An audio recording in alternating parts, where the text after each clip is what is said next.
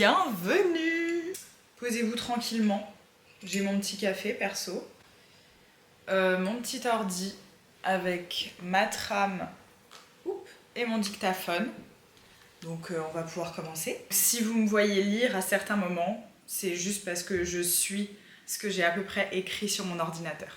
Là, c'est la première fois que je fais en vidéo, donc si je ne suis absolument pas à l'aise, va pas falloir m'en vouloir trop fort, hein, parce que j'essayerai de faire mieux les prochaines fois.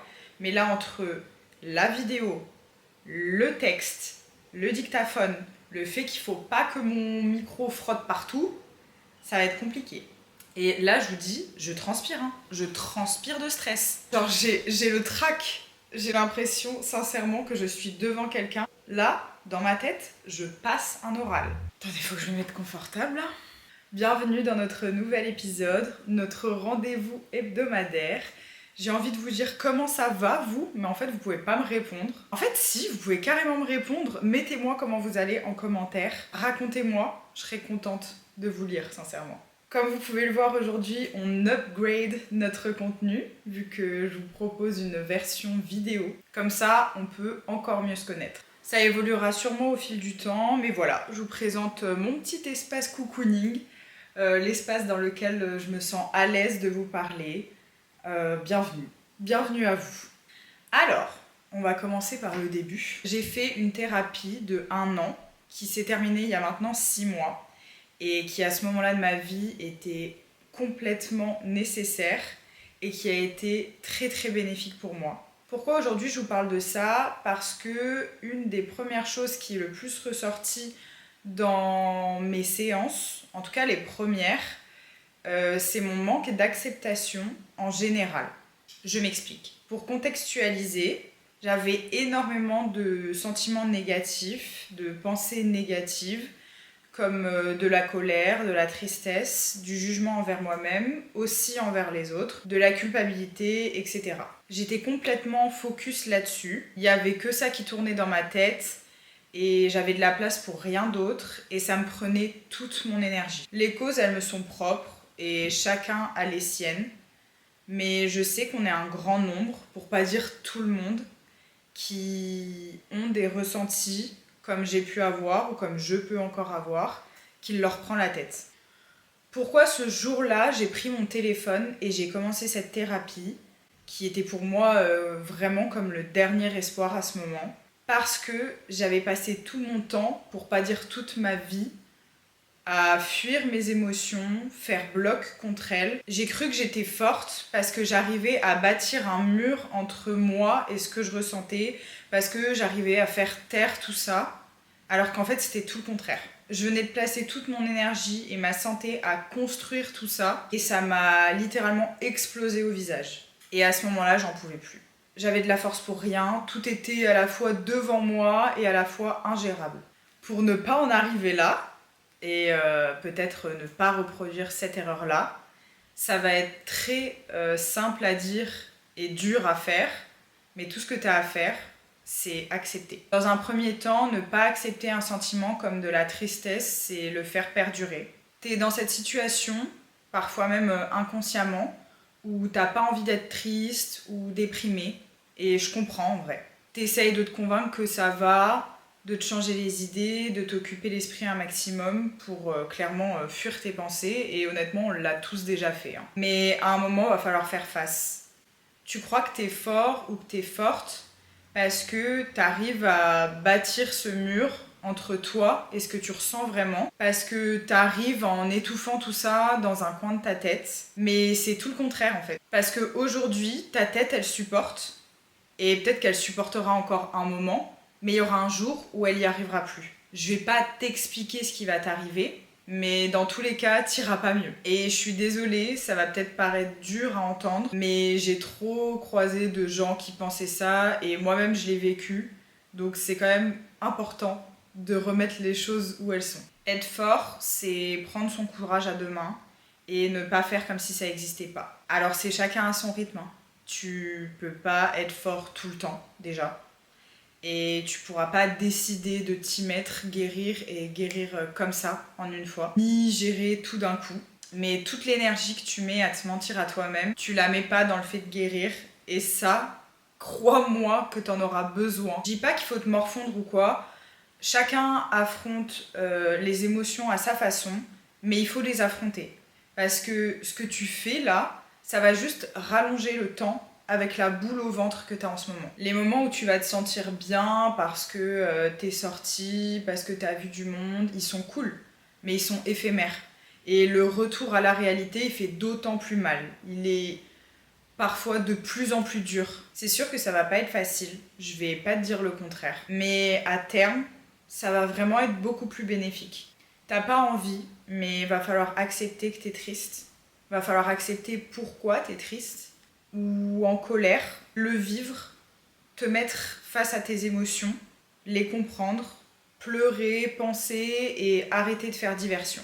Je sais à quel point c'est dur et à quel point ça fait peur, mais il va falloir passer par là pour te relever, sinon ça passera jamais.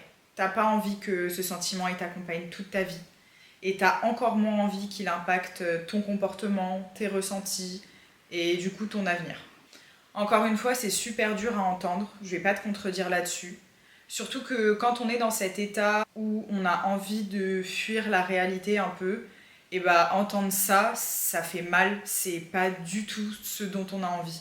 Mais malheureusement, il n'y a pas de miracle, c'est pas des choses qui vont s'effacer comme ça. Ça va pas disparaître. Et même si on n'a rien demandé la plupart du temps, bah va falloir prendre le temps de guérir. La culpabilité, c'est autre chose, et ça, je compte faire un épisode 100% dédié à ce sentiment. Donc on va pas trop s'attarder là-dessus aujourd'hui. Je te laisserai aller écouter cet épisode une fois qu'il sera sorti. À ce moment-là de ma vie, j'étais aussi énormément dans le jugement, et ça, on se rend pas compte à quel point ça a un impact négatif sur notre mental. Et là, j'espère que je vais réussir à être claire, parce que ça va être la partie un peu fouillie. J'acceptais pas mes propres émotions, j'acceptais pas ma douleur, j'acceptais encore moins ma vie telle qu'elle était à ce moment-là. Et donc, ça a fait que j'avais des avis très tranchés sur tout. Il n'y avait pas de place au débat, soit c'était tout blanc, soit c'était tout noir, mais il n'y avait pas de nuance, il n'y avait pas de contexte qui pouvait me faire changer d'avis. Et ça, c'est pas bon du tout.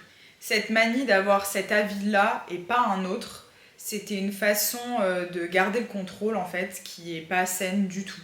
Et du coup, encore une fois, de ne pas accepter et de ne pas lâcher prise. On peut avoir des convictions dans la vie, c'est pas le problème, mais tout ne peut pas être extrême et surtout sans évolution.